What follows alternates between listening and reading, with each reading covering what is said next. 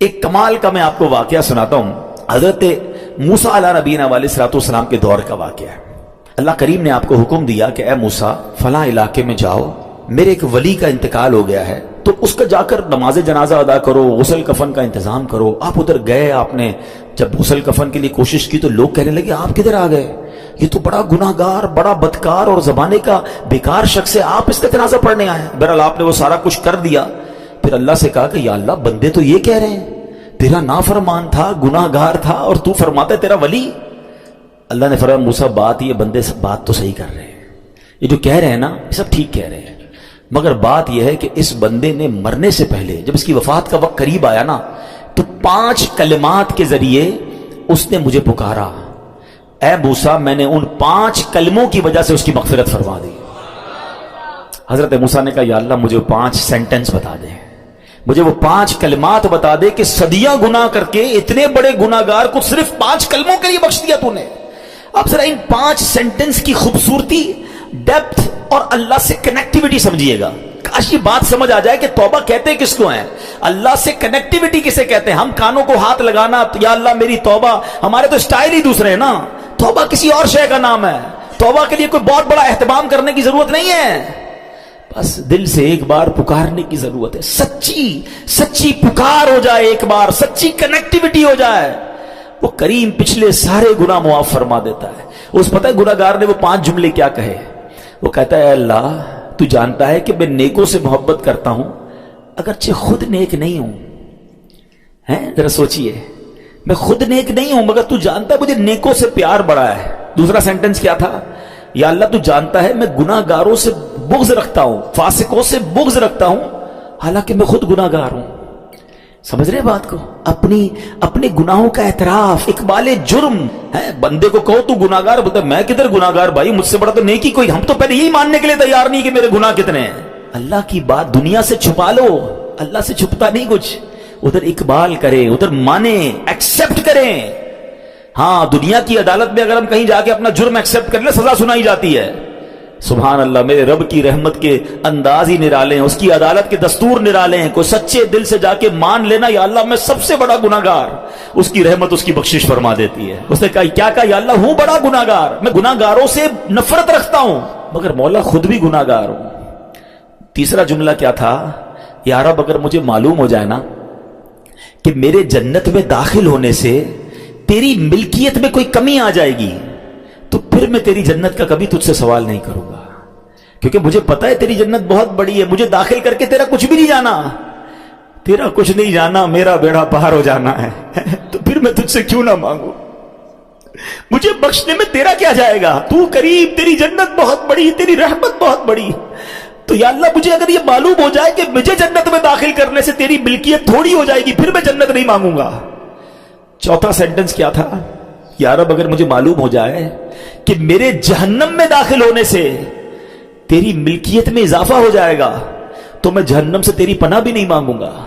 اگر جہنم میں ڈالنے سے تیری ملکیت میں، تیرے ملک میں اضافہ ہو رہا ہے تو پھر مجھے ڈال دے جہنم میں راضی ہوں، مگر مجھے پتا ہے کہ مجھے جہنم میں ڈالنے سے تیری ملکیت میں کوئی اضافہ نہیں ہوگا، تو ویسے ہی مالک ہے، تو ویسے ہی خالق ہے، سب کچھ تیرا ہے۔ اور آخری جملہ سنیے، وہ کیا کہتا ہے، یا رب اگر تو مجھ پر رحم نہیں کرے گا تو پھر کون کرے گا۔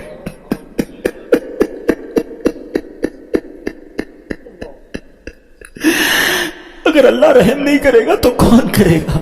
آج اس کی رحم کی بھیک لینے تو آئے ہیں، آج اس کے کرم کی خیرات لینے تو آئے، ہم مانتے ہیں یا اللہ، ہم سب ایکسپٹ کرتے ہیں، ہم نے بہت گناہ کیے، ہم نے بہت خطائیں کی، لوگوں سے ڈر لگتا رہا کہ کوئی دیکھ نہ لے، مالک معلوم تھا تو دیکھ رہا ہے، پھر بھی ہم نے گناہ کیے، دروازے بند کر کے گناہ کیے، لائٹ آف کر کے گناہ کیے، علاقے تبدیل کر کے گناہ کیے، ہم سب مانتے ہیں مولا، مگر یہ پتا ہے ہمیں بخش دے گا تو تیری رحمت میں کمی نہیں آئے گی، تیرا جائے گا کچھ نہیں، ہم بھی تیرے بندے ہیں، ہم بھی تیرے بندے ہیں، تیرے محبوب کے امتی ہیں مولا، تو رحم نہیں کرے گا تو کون رحم کرے گا۔ حاصل کریں، جب حضرت عبد الرحمن بن عوف کو ہوش آیا نا تو لوگوں نے کہا کہ آپ کی طبیعت کیسی ہے، تو آپ نے کہا کیا مجھ پر غشی طاری ہو گئی تھی ہیں، تو کہا جی، تو کہتے ہیں بے شک میری بے ہوشی میں میرے پاس 2 فرشتے آئے اور کہنے لگے تم چلتے نہیں کہ ہم تمہیں خدا کی بارگاہ میں لے جائیں اور تمہارے بارے میں فیصلے لیے جائیں؟ دوسرے فرشتے نے کہا انہیں لوٹا دو، یہ ان افراد میں سے ہے جن کے لیے ان کی ماؤں کے پیٹ میں ہی سعادت مندی لکھ دی گئی تھی، اور ان قریب اللہ تعالیٰ ان کے ذریعے ان کی اولاد کو جب تک چاہے گا نفع دے گا۔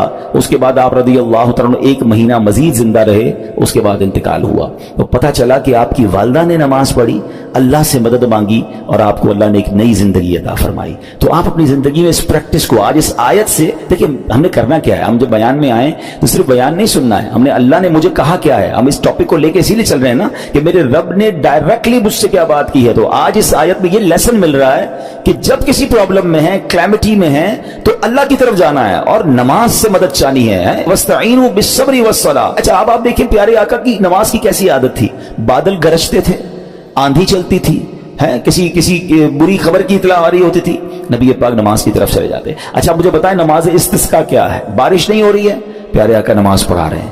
سورج گہن ہو رہا ہے، نبی پاک نماز پڑھا رہے ہیں۔ چاند گہن ہو رہا ہے، پیارے آقا نماز کی طرف، یعنی کس قدر اللہ کی طرف رجوع ہے۔ And whenever anything bad happen یا گوئنگ ٹو بیڈ ہیپن، ہونے والی لگ رہی ہے، کچھ بڑا ہونے والا ہے، ہمیں بھی تو خبریں آ رہی ہوتی ہے نا کہ بھائی کل بہت شدید بارش ہوگی، اللہ نہ کرے کوئی اور بری خبر ایکسپیکٹیشن ہے، آپ کو کاروبار میں کوئی ایسی خبر آنے کا ڈر ہے، یا آپ کی کوئی شپمنٹ جاری ہے، واٹ ایور آپ چاہتے ہیں ہر چیز بہتر ہو جائے۔ قرآن نے فارمولا دیا نا، وَاسْتَعِينُوا بِالصَّبْرِ وَالصَّلَاةِ، اللہ نے ڈائریکٹلی مجھے اور آپ کو کہا ہے۔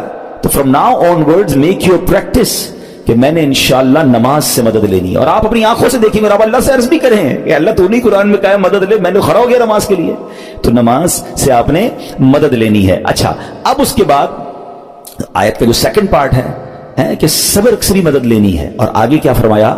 ان اللہ مع الصابرین، اللہ صابروں کے ساتھ ہے۔ سبحان اللہ، اس کا مطلب یہ ہوا کہ اللہ تعالیٰ اپنے علم و قدرت کے ساتھ ویسے تو ہر کسی کے ساتھ ہے، لیکن یہاں صبر کرنے والوں کا خاص ذکر اس لیے ہوا تاکہ انہیں معلوم ہو جائے کہ اللہ تعالیٰ ان کی مشکلات کو دور فرما دے گا، مگر کرنا کیا ہے؟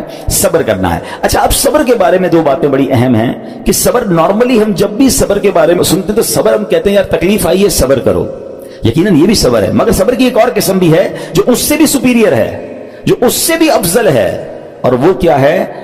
گناہ کے لیے دل چاہے، حرام کے لیے دل چاہے، نفسانی خواہشات برا کام کروانا چاہ رہی ہیں اور بندہ اس پر صبر کرے۔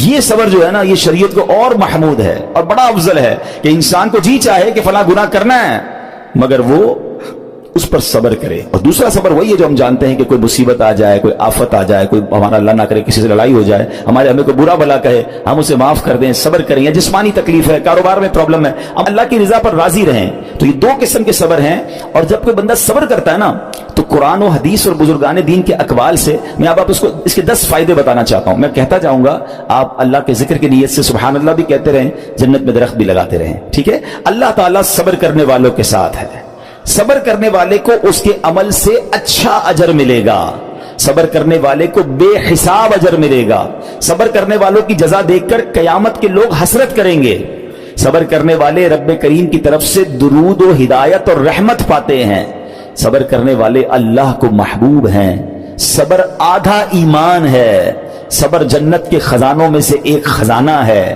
صبر کرنے والے کی خطائیں مٹا دی جاتی ہیں، اور صبر ہر بھلائی کی کنجی ہے۔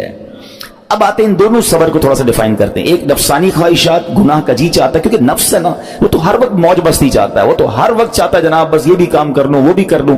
اب مجھے یہ دیکھنا ہے کہ میرا یہ کام اللہ کو راضی کرے گا یا رب کو ناراض کر دے گا۔ لیکن جو نفسانی خواہشات پر صبر کرتا ہے نا، گناہ سے اپنے آپ کو بچاتا ہے، قرآن کیا کہتا ہے؟ وَأَمَّا مَنْ خَافَ مَقَامَ رَبِّهِ وَنَهَى النَّفْسَ عَنِ الْهَوَىٰ فَإِنَّ الْجَنَّةَ هِيَ الْمَأْوَىٰ، اور رہا وہ جو اپنے رب کے حضور کھڑے ہونے سے ڈرا اور نفس کو خواہش سے روکا تو بے شک جنت ہی اس کا ٹھکانہ ہے۔ دل چاہ رہا ہے، شیطان کہہ رہا ہے کر لے، کوئی دیکھنے والا نہیں ہے، علاقہ بھی چینج کر لیا، شہر بھی تبدیل ہو گیا، nobody here to watch you، مگر اللہ دیکھ رہا ہے۔ اچھا نارملی اگر غور کریں گناہ کرتے کیوں ہیں؟ جتنے بھی گناہ ہے، واٹ ایور لسٹ آف گناہ اٹھائیے، کوئی شراب پیتا ہے، کوئی بدکاری کرتا ہے، معاذ اللہ کوئی جوا کھیلتا ہے، کوئی جناب بے حیائی کرتا ہے، گندی چیزیں دیکھتا ہے یا جھوٹ بولتا ہے، واٹ ایور، ان تمام گناہوں میں تھوڑی سی لذت ہے، ٹیسٹ، ٹھیک ہے؟ غیبت میں بھی ٹیسٹ ہے، بلکہ کتابوں میں آیا کہ غیبت میں شراب سے بھی زیادہ مزہ ہے، جبھی تو بندہ چھوڑتا نہیں ہے۔ اچھا لیکن یہ تمام ٹیسٹ میں ایک بڑی اہم بات اب میں کہنے جا رہا ہوں، یہ بزرگ نے بڑی کمال کی ون لائنر ہمیں دے دیا ہے، وہ کہتے ہیں کبھی بھی लज्जत के लिए गुनाह मत करना, क्योंकि लज्जत खत्म हो जाएगी, गुनाह का जवाब और पनिशमेंट बाकी रह जाएगी। अब आप इस फॉर्मूले को सामने रखें कि जब भी हम गुनाह करते हैं, फ्यू मिनट्स या फ्यू आवर्स की एक इंजॉयमेंट है, आफ्टर दैट इंजॉयमेंट खत्म, मगर उसका जवाब बाकी है, अजाब बाकी है, अल्लाह ना करे अल्लाह नाराज हुआ तो पनिशमेंट बाकी है। तो क्या फरमाया, इंजॉयमेंट के लिए गुनाह मत करना, इंजॉयमेंट खत्म हो जाएगी, अजाब बाकी रह जाएगा। और अगला सेंटेंस कितना खूबसूरत है, फरमाते कभी भी तकलीफ की वजह से नेकी मत छोड़ना, तकलीफ खत्म हो जाएगी, अजर बाकी रह जाएगा। हैं? अब मिसाल देता हूं, इसके 2-3 एग्जाम्पल समझिए। गुनाह की एग्जाम्पल तो आप समझ गए कि कोई भी थोड़ी देर का गुनाह करता है, लज्जत पाता है, वो गुनाह खत्म, अजाब बाकी।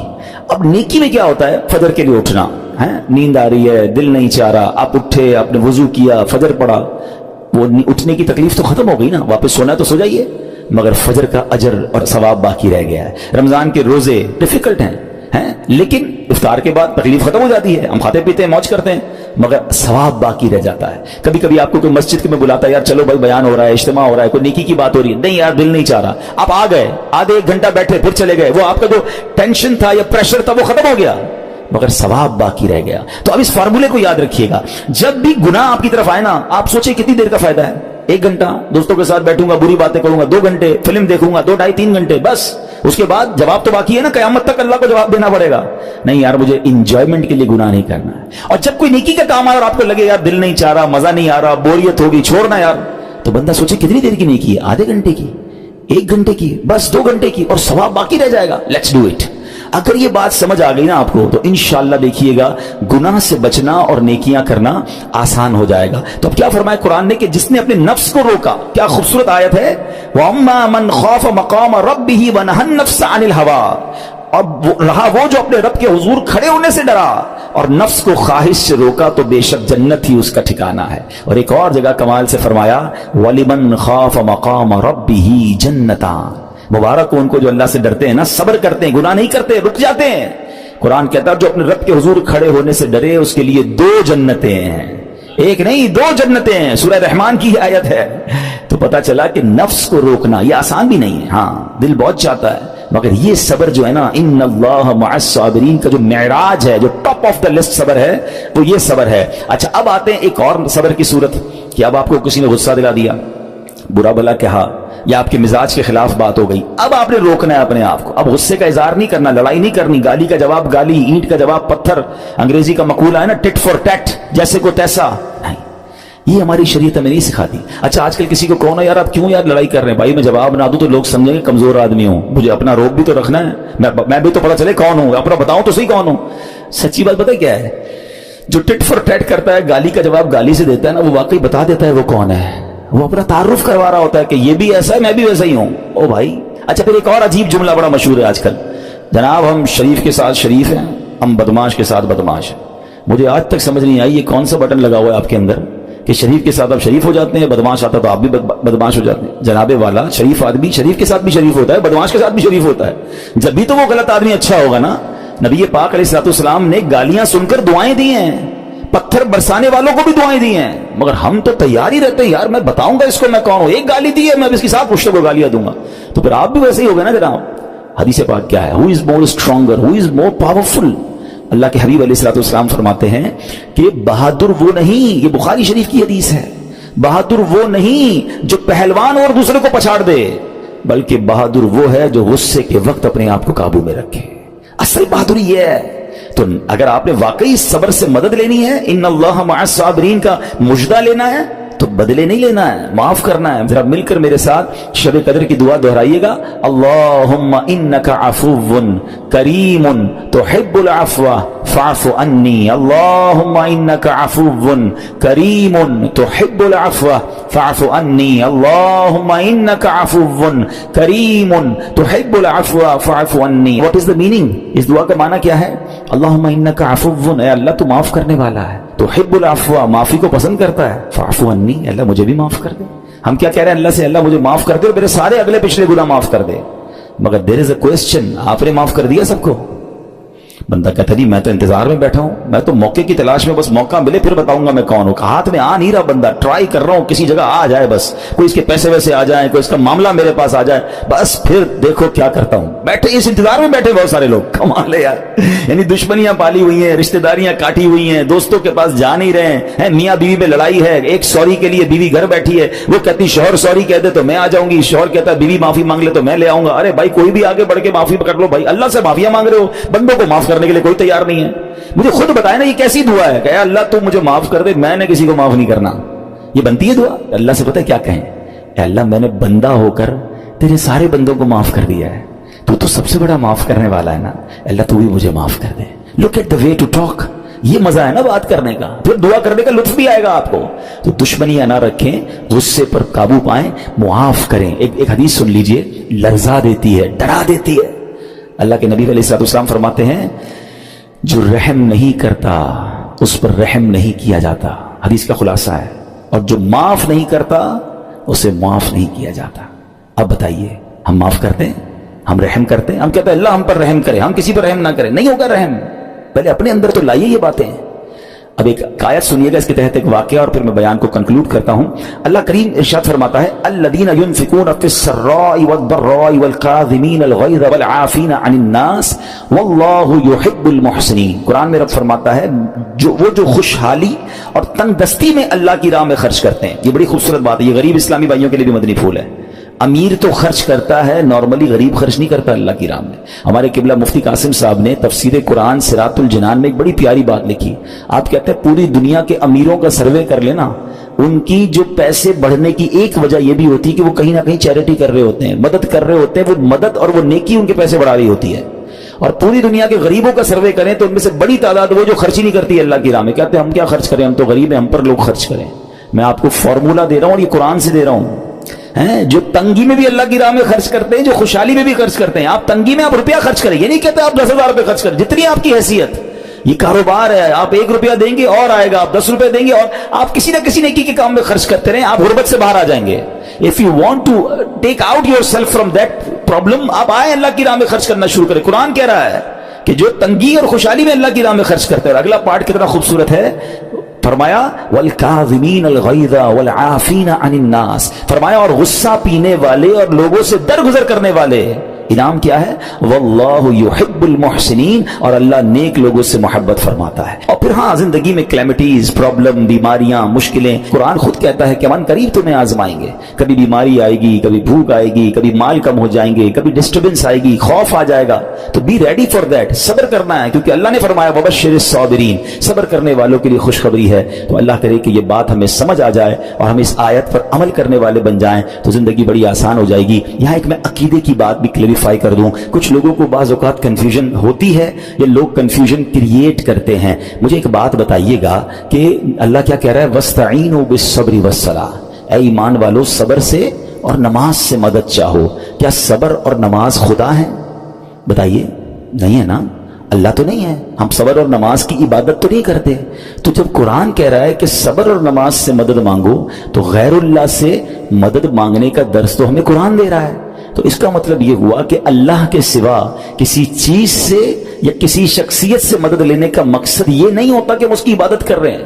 اگر آج کے دور میں کوئی اللہ کے نبی سے کہتا ہے کہ یا رسول اللہ انظر حالنا, یا بھر دو جولی میری یا رسول اللہ, تو یہاں کوئی شرک کی بات نہیں ہے. کیوں کہ یہاں یہ نیت نہیں ہے کہ ہم ان کو خدا مان رہے ہیں, یا یہ بھی نیت نہیں ہے. ایک بات, ایک عقیدہ کلیئر کر دیتا ہوں. پوری دنیا میں عاشقان رسول کا یہی عقیدہ ہے کہ کوئی نبی, کوئی صحابی, کوئی ولی اپنی طرف سے کسی کو کچھ نہیں دے سکتا. وہ سب رب کے محتاج ہیں, اللہ کسی کا محتاج نہیں ہے. جو اللہ کا ہے وہ اس کا اپنا ہے. ہاں اللہ نے اپنے مخصوص بندوں کو کچھ عطائیں کی ہوئی ہیں, کچھ پاورز دیے ہوئے ہیں, وہ اللہ کی عطا سے اگر کسی کو تقسیم کرتے ہیں تو اس میں کوئی پرابلم نہیں ہے. قرآن کہہ رہا ہے اے ایمان والو صبر اور نماز سے مدد چاہو. یہاں ایک اور بات سمجھنی ہے. دنیاوی طور پہ بھی کیا ہوتا ہے کہ آپ کسی باس ہوتا ہے, اپنے کسی مینیجر کو پاور آف اٹارنی دے دیتا ہے کہ یہ تمہارے پاس اس پراپرٹی کا پاور ہے, تمہارے پاس فلاں چیز کا پاور ہے. وہ اس پاور کے بہاف پر وہ کام کر دیتا ہے, مگر کوئی یہ نہیں کہتا کہ he is the owner, actually he have attorney, he have power of attorney. بالکل ہمارا بھی عقیدہ یہ ہے کہ اللہ نے اپنے کچھ مخصوص بندوں کو, اپنے پیاروں کو کچھ اختیارات عطا فرمائے ہیں, اور جب وہ ان اختیارات پر عمل کرتے ہیں تو ایکچولی وہ اللہ ہی کی عطا ہے. ہاں دنیا میں اگر کوئی یہ سمجھتا ہے کہ کوئی شخصیت یا کوئی بزرگ یا کوئی اللہ والے اپنی طرف سے دیتے ہیں, رب کا اس میں کوئی دخل نہیں, تو یہ شرک ہے, یہ بات درست نہیں ہے. ہمارا سب کا عقیدہ یہ ہے کہ جو کچھ دنیا میں اگر کسی ولی, نبی, صحابی کے پاس ہے وہ رب کا دیا ہوا ہے, رب کی عطا ہے, رب ان کو دیتا ہے, رب کو کوئی نہیں دیتا.